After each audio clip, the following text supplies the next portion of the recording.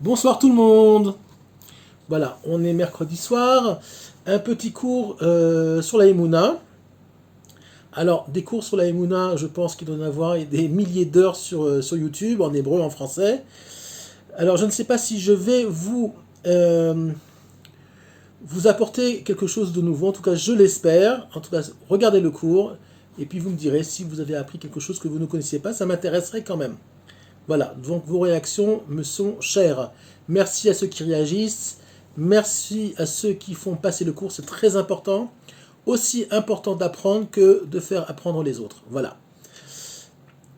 Avant de rentrer sur le cours de la Emouna, on va parler un tout petit peu de l'actualité. Alors essentiellement, avec l'Iran, ça se réchauffe. Alors, je sais qu'il y a beaucoup de gens qui en ont parlé depuis des années, entre autres le Rav Ron Shaya, qui est un très grand Talmid Chacham. Malheureusement, beaucoup de gens ont dit oui, il parle tout le temps de ça, ça se passe pas. Alors, le Rav Ron Shaya, je ne parle pas en son nom parce que il m'a rien demandé, mais je voudrais quand même dire que le Rav Ron Shaya, c'est ce qu'il dit. Il se base sur un midrash du Yilkut Shimoni, comme quoi à la fin des temps, il y aura oui une guerre entre la Perse et l'Occident, et une guerre qui va être terrible et qui va très probablement euh, comment dire, toucher évidemment le monde entier. Ben, c'est très simple. Pourquoi? Le détroit d'Ormuz, je pense que les gens le savent, mais si vous ne le savez pas, quand même, je vais vous le dire, est la voie principale d'une grande partie du pétrole mondial. C'est un canal commercial très très important pour tous les produits pétrolifères. Donc Dieu sait que l'industrie automobile, l'essence, l'industrie plastique, tout dépend donc en tout cas, de ce canal-là, en tout cas pour beaucoup. Demain, s'il y a une guerre entre les États-Unis, Israël, les Anglais, l'Arabie Saoudite, les Émirats, etc., avec l'Iran, c'est clair que le détroit d'Ormuz fermera. Donc pénurie d'essence, pénurie donc de pétrole tout court pour fabriquer tout ce qu'il y a dans l'industrie moderne aujourd'hui. Donc aussi, évidemment, catastrophe économique. Pas pour très longtemps, parce que c'est une guerre, à mon avis, qui ne durera pas très longtemps, mais on va dire que euh, ça va être très fort et très impressionnant. Cette guerre doit avoir lieu parce que l'Iran veut se doter de la bombe atomique. Et évidemment, vous pensez bien que ni Israël ni l'Occident n'a intérêt à ce que ça arrive, parce que alors là, c'est la fin. Pourquoi aussi? Il faut savoir que les Iraniens croient aussi que le Mashiach doit se dévoiler. Eux appellent ça différemment, ils appellent ça le Mahdi. Le Mahdi, c'est le Mashiach, c'est le dernier des prophètes de l'islam qui doit se dévoiler. Et il doit se dévoiler, alors évidemment, comme ce sont des cinglés, il doit se dévoiler dans la destruction totale et dans une guerre mondiale. Donc nous, on préférerait dans le judaïsme que ce soit par la paix, par beaucoup de lumière divine qui arrive dans le monde, et c'est ce qui va arriver. Évidemment, il y aura de la casse, malheureusement, c'est à peu près sûr. Mais eux, les Iraniens, ne pensent que ça ne peut arriver que par un conflit généralisé et mondial. Donc ils vont tout faire pour le provoquer, et c'est pour ça, entre autres, qu'ils veulent la bombe atomique. D'abord pour essayer, soi-disant, de mettre en place un équilibre militaire entre eux et les forces occidentales, les Russes et les Chinois. Mais en fait, c'est faux. Une des vraies raisons, la raison la plus profonde pour laquelle l'Iran veut la bombe, c'est tout simplement parce qu'il croit que, en balançant des bombes dans le monde entier, le Mahdi va se dévoiler et dans le chaos total, il va y avoir une espèce de résurrection des morts, etc. aussi. Voilà. Donc on a affaire à des fous furieux. Évidemment, tous les services secrets du monde le savent, tous les hommes politiques du monde le savent. C'est pour ça que cette guerre aura lieu. Donc préparez-vous. Tout ça pour arriver à quoi? Qu'il va falloir beaucoup de Emouna. La Emouna, c'est très très important. Et pour arriver à un haut niveau de Emouna, il faut faire tchouva, enfin une vraie tchouva. Et on va ce soir parler d'une vraie tchouva. On ne va pas parler d'une tchouva extérieure. Il faut faire une tchouva intérieure. On va commencer par le mois d'Elul. Le mois d'Elul, c'est le mois de la tchouva. Le mois d'Elul arrive très très bientôt, dans quelques jours. Le mois d'Elul, les lettres Elul sont les Rachetevot, à savoir les premières lettres de la phrase qui vient de Shir Hashem, Ani ledodi vedodili. Alors ça veut dire quoi? C'est je suis ton amour, ve tu es aussi mon amour. Tout simplement, Am Israël déclare son amour pour Dieu et Dieu déclarera aussi son amour à Israël. Il faut savoir que le Shir Hashirim, c'est une histoire d'amour évidemment allégorique entre Dieu et son peuple. Dans le Shir Hashirim, Israël est représenté et par allégorie par une jeune femme, une kala, une princesse, et Dieu évidemment le khatan, à savoir le futur marié, la mariée et le marié, en tout cas en potentiel. Elul est le mois où Dieu donne la possibilité au Am Israël de faire tchouva. Le mot tchouva, on va tout de suite rentrer dans le vif du sujet au niveau des lettres. Le mot tchouva est fait de Shabbat, le mot teshev, mais qui est le mot Shabbat aussi, et encore deux lettres, vav et he. Tiens. Vav et he, à chaque fois ça revient. On l'a vu déjà dans le mot Mila, il y avait le mot Mila, c'était Mal et Yud, Hey. Et là, on a Vav, Hey. Et évidemment que dans le mot Tshuva, il y a les deux dernières lettres du nom de Dieu principal, de l'expression divine principale qui est le Yud, Ke, Vav, Ke.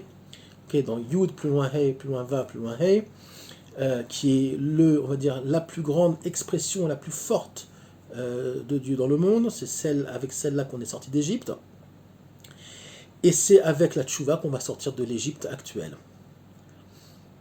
C'est quoi le vav et le plus loin hey, donc du mot tchouva?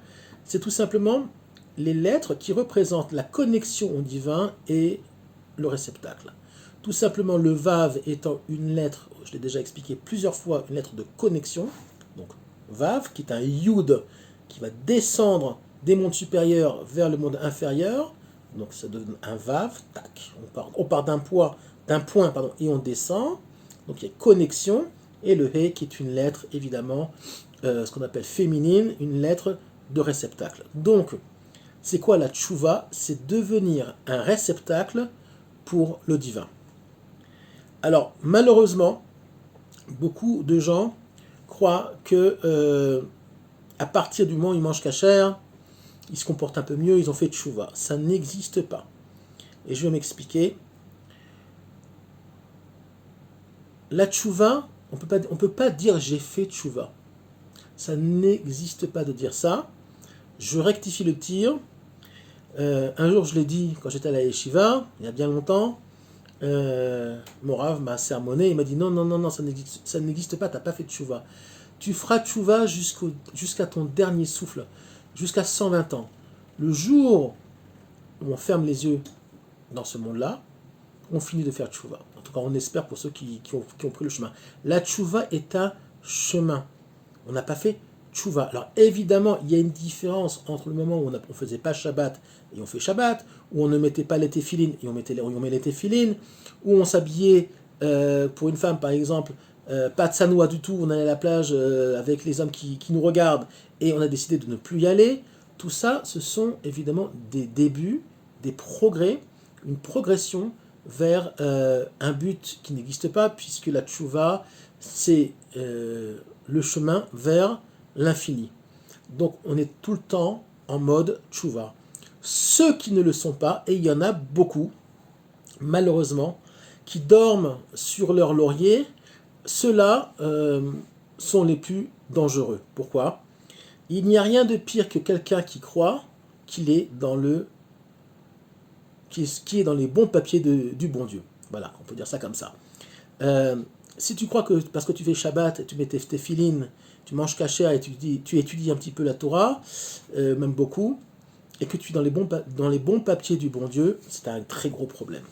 Alors je ne sais plus quel Tana à l'époque, qui était sur son lit de mort, je ne sais plus comment il s'appelle, j'avais entendu ça il y a très longtemps, Ses élèves c'était un sadique, mais énorme.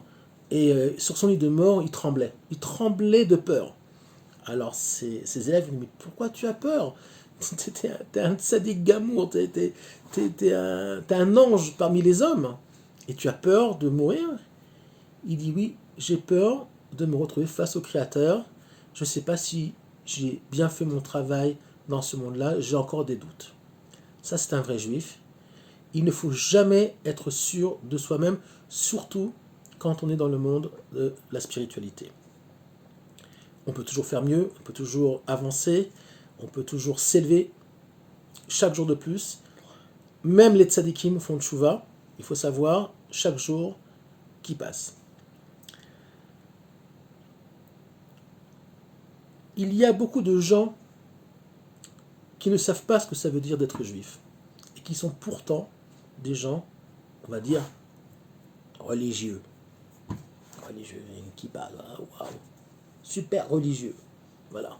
Et en fait, ils sont très loin d'être des gens dans la Torah. Ils sont peut-être religieux, mais ils ne sont pas dans la Torah. Il n'y a pas un jour, bon, vous vous doutez bien que parce que je donne des cours, je suis en contact avec beaucoup de gens, il n'y a pas un jour que Dieu fait pratiquement où je n'entends pas des histoires, pas de ce monde, qui se passent dans les milieux religieux. Encore hier, une dame que j'ai connue, une dame plus âgée que moi, que j'ai connue parce que je donnais à l'époque des cours de méditation juive, de méditation d'après la Kabbalah.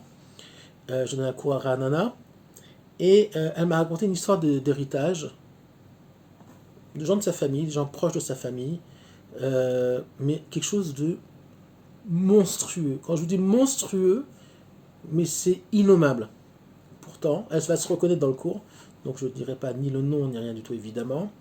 Ces gens-là sont religieux, je peux vous garantir que ces gens-là, j'aimerais pas être à leur place dans 120 ans. Innommable leur comportement. Mais des choses comme ça, j'en entends tous les jours. La pédophilie, machin. Donc, très souvent, malheureusement, la religion est un cache-misère pour beaucoup de gens. Vous pouvez faire votre cinéma à la synagogue, vous pouvez faire votre cinéma surtout avec vous-même, mais sachez une chose, on vous regarde et on vous filme 24 heures sur 24.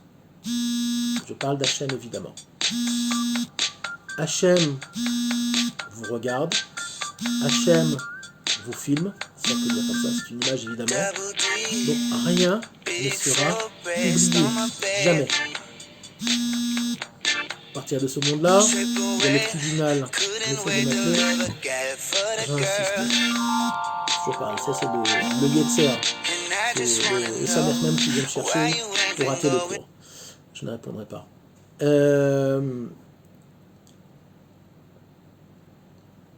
Oui, c'est pour me faire perdre le fil du cours, mais ça va revenir. Il faudra rendre des comptes. Vous pouvez vous cacher des hommes, mais vous ne pouvez pas vous cacher de Dieu.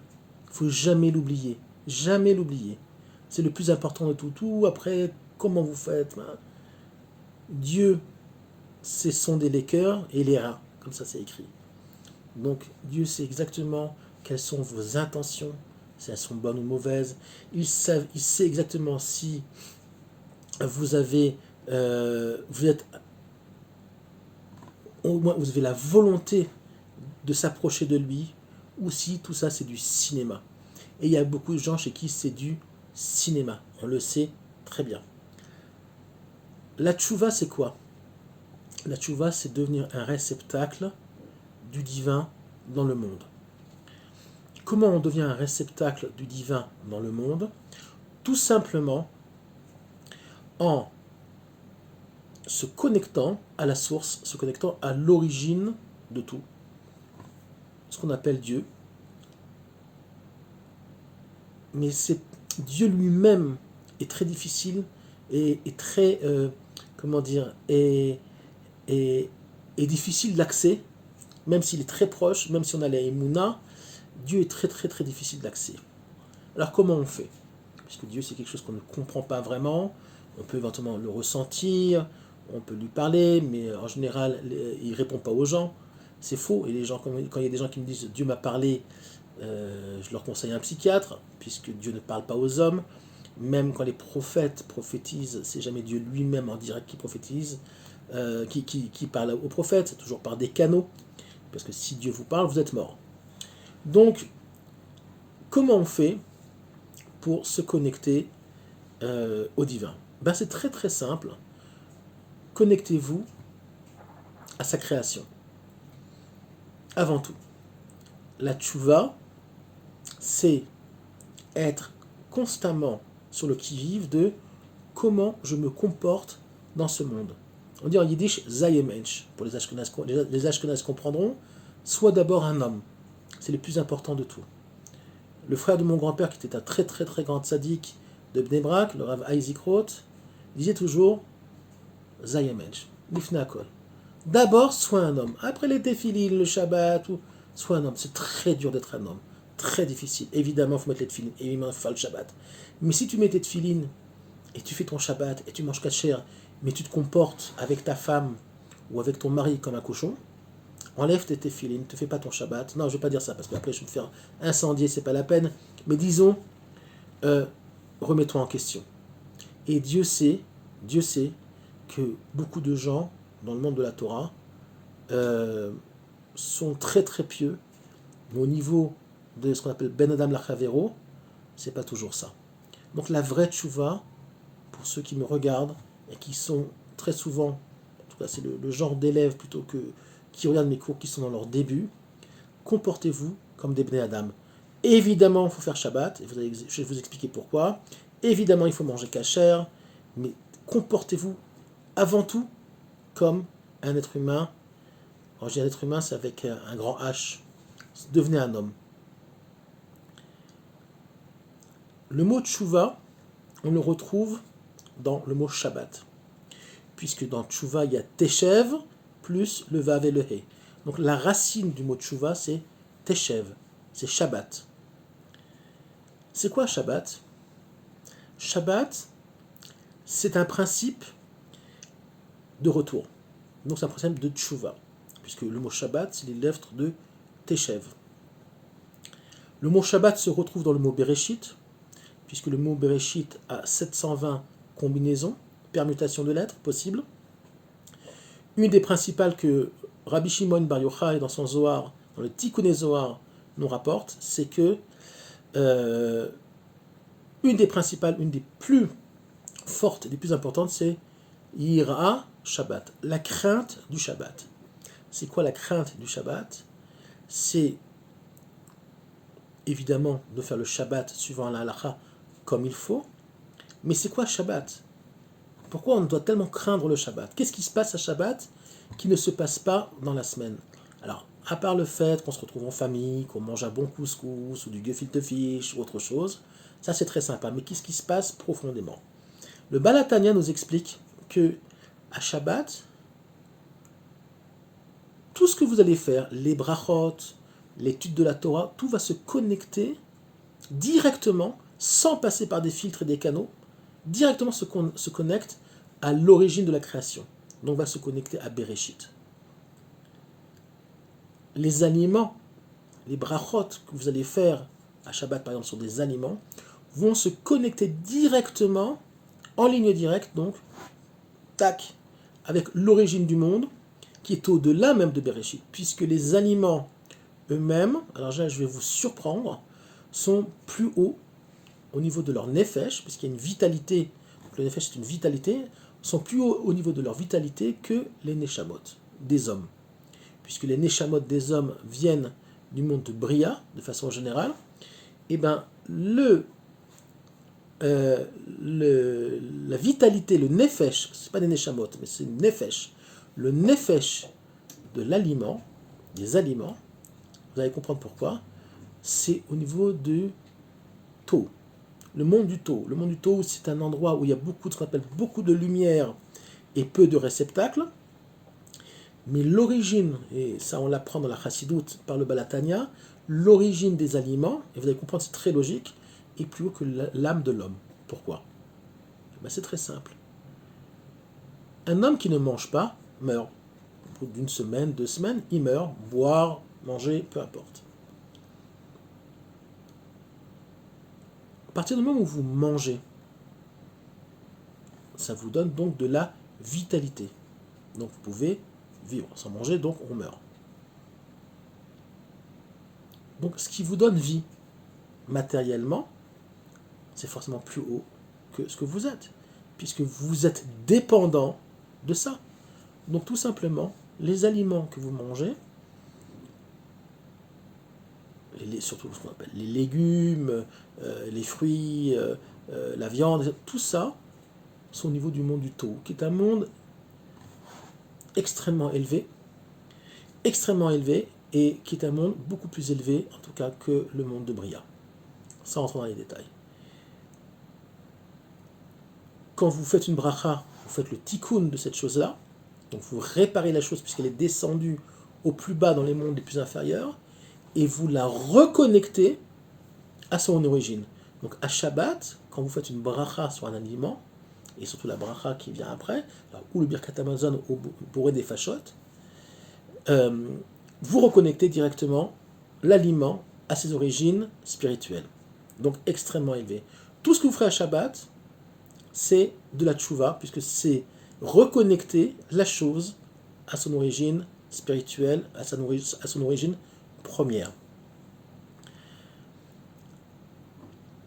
C'est pas pour rien que on dit qu'il y a 3 paramètres pour faire tchouva essentiels. Sans ces 3-là, vous ne commencez pas un talir de tchouva. C'est ce qu'on appelle le nakash. C'est nida, donc la pureté familiale, kashrut et Shabbat.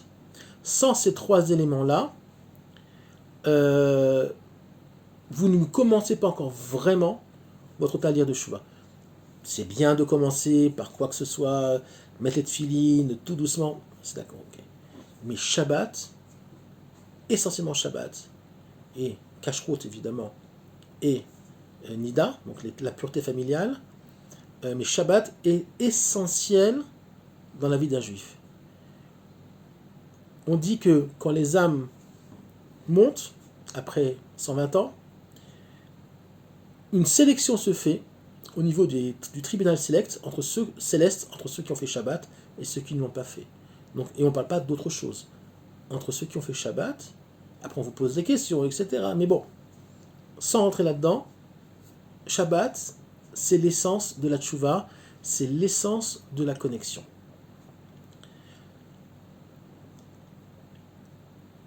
Ani les Dodi Vedodili, le mois d'Elul, cette année particulièrement, va être apparemment, en tout cas on l'espère, un mois d'Elul exceptionnel et un mois d'Elul, on va dire même historique. Les événements s'enchaînent, les catastrophes naturelles en dehors d'Israël s'enchaînent. Il n'y a pas pratiquement un pays qui n'a pas été touché. Il neige au Brésil. Je ne parle pas des inondations en Allemagne, en Ukraine, en Belgique, en Chine, catastrophe, il y a un cyclone qui arrive au Japon. Bref, ça n'arrête pas. Et bien sachez une chose, tout ce qu'on a vu jusqu'à présent, c'est pas un cheveu par rapport à ce qui va y arriver, ce qui va arriver. Il y a marqué que la mer, Itavor dira, elle va changer, elle va habiter, elle va partir habiter ailleurs. Ça veut dire quoi? Tout simplement, d'après certains textes, il va y avoir des continents qui vont disparaître, qui vont être inondés. Voilà.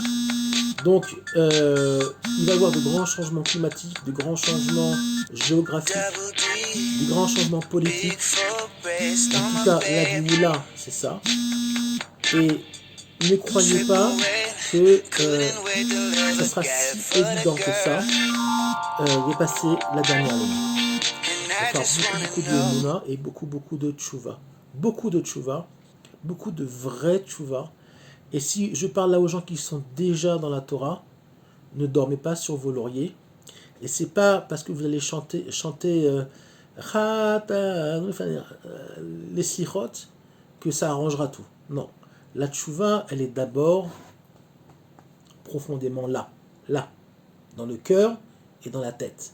Avant d'aller prier, avant d'aller faire son cinéma, d'accord? Le cinéma, on doit le faire d'abord dans notre tête. On doit faire un vrai tikkun intérieur, un vrai changement, en tout cas de bonnes attentions réelles et profondes, et pas que les pensées rentrent aussi dans l'acte lui-même, parce que c'est peut-être le dernier Chodesh, le dernier mois de Elul, où on peut faire tchouva. Le Mashiach peut se dévoiler, je dis à chaque fois, dans 5 minutes, demain matin, donc il y a encore moins de temps.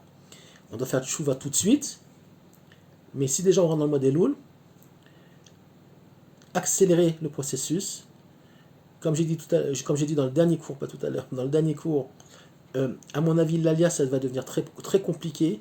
Donc pour ceux qui sont en Chutz La'aretz, faites une double tchouva, parce que tchouva, en principe, c'est pas que faire tchouva au niveau religieux, c'est aussi le retour en Eretz Israël, puisque une des dimensions de la tchouva, c'est le retour à Hachem spirituellement, mais ce retour à Hachem spirituellement passe forcément aussi par un retour physique sur la terre d'Israël. Je ne parle pas de l'état d'Israël, je parle de la terre d'Israël, puisque le Tikkun Akli, regardez les courses que j'ai fait sur le Tikkun Akli, le Tikkun Akli, c'est-à-dire que le Tikkun du réceptacle, ne peut se faire que en Eretz Israël.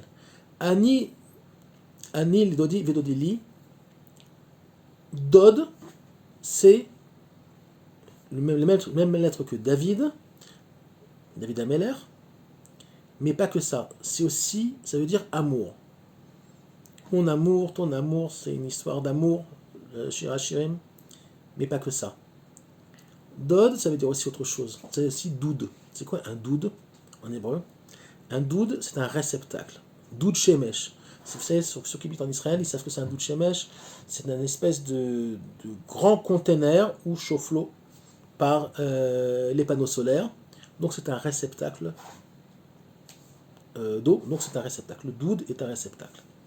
Donc se cache en fait dans le mois d'Elul le Tikkun Akli, puisque nous sommes des réceptacles. Donc le Tikkun Akli ne peut se faire qu'en Eretz Israël, puisque le contact du corps, donc le corps humain, et particulièrement le corps juif, qui est fait, d'après la tradition, de la terre d'Israël, au niveau de ses énergies, même au niveau de la matière, nous sommes faits de la terre d'Israël. Donc il faut qu'il y ait une réconciliation, un remariage, un fiançailles, donc beaucoup d'amour entre le corps et d'où il vient, à savoir la terre d'Israël. C'est pas pour rien qu'inconsciemment, beaucoup de juifs même qui ont habité en exil veulent se faire enterrer en Eretz Israël. C'est pas que par rapport à Triat Hametim, ça c'est parfois une des raisons, mais c'est aussi inconsciemment, dans l'inconscient collectif et l'inconscient individuel, la reconnexion on va dire, aux 4 éléments de la terre d'Israël, puisque nous faisons partie biologiquement de cet endroit-là. Donc, ceux qui n'auront pas le mérite de revenir en Eretz Israël avant que le Mashiach se dévoile, faites une double tchouva et demandez à Hachem de vous préserver face aux événements qui vont arriver. Et c'est pas de la rigolade. En Eretz Israël, vous avez aussi évidemment un travail énorme à faire. Ici, ça ne va pas être spécialement gai non plus, mais on sait que la fin sera positive. Donc je souhaite à tout le monde beaucoup de force, beaucoup de émouna qui va vous amener à la tchouva, parce qu'on va en avoir vraiment besoin. Tout est possible. Même si vous étiez très loin, ne croyez pas que Dieu ne prendra pas en compte les efforts que vous ferez. On ne vous demandera pas d'être le tzaddik de la génération. Chaque effort sera pris en compte. Je vous souhaite une bonne soirée.